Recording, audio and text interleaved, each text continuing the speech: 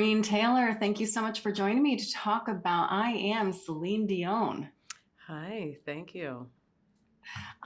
What a very documentarian you are with all the topics that you address, but there's a through line there. You create this emotional empathy, and your newest films about Celine Dion, I think, continues that through line. Tell me about taking on this topic and drawing attention to this unusual syndrome called stiff person syndrome, which few people really knew anything about. Why tell her story? Well, Celine was wanting to find a way to tell the world that she had not been truthful about her health condition for the last 17 years.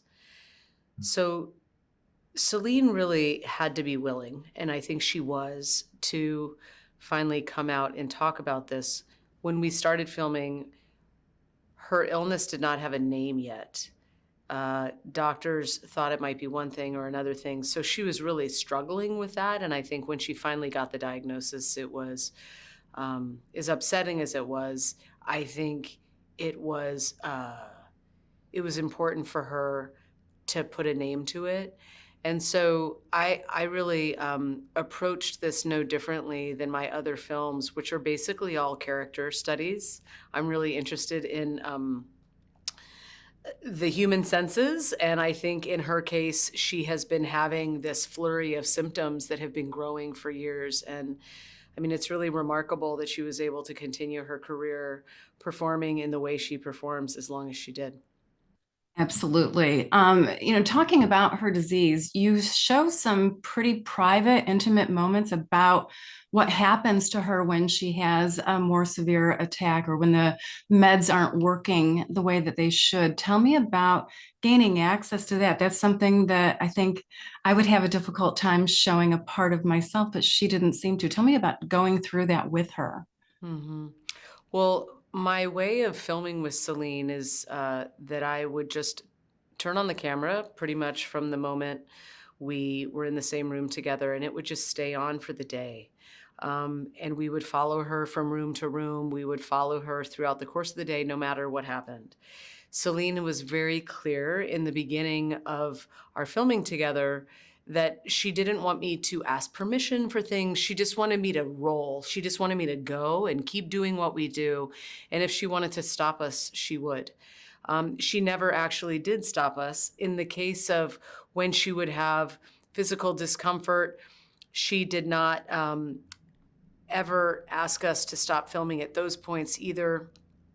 The episode that you're talking about, it happened very quickly over the course of 30 seconds. I mean, it just started to reveal itself.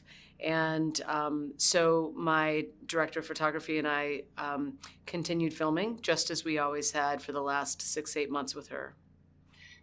I feel like when you watch a documentary like this, but especially when you're creating a film, a story like this, does this change you as a person or a filmmaker in any way?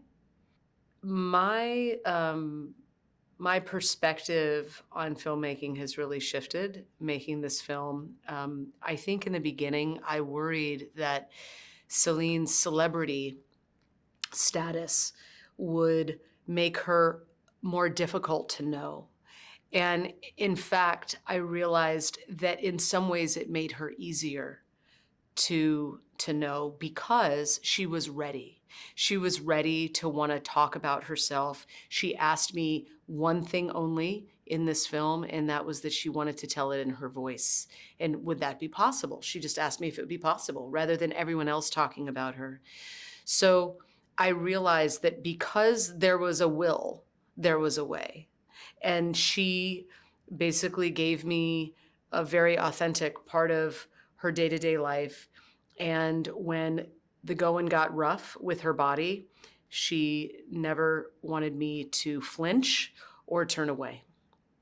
I think it's an inspirational tale that a lot of people will be able to relate to and appreciate knowing. Irene, thank you so much for sharing your story about Celine Dion with us. You're welcome. Thank you.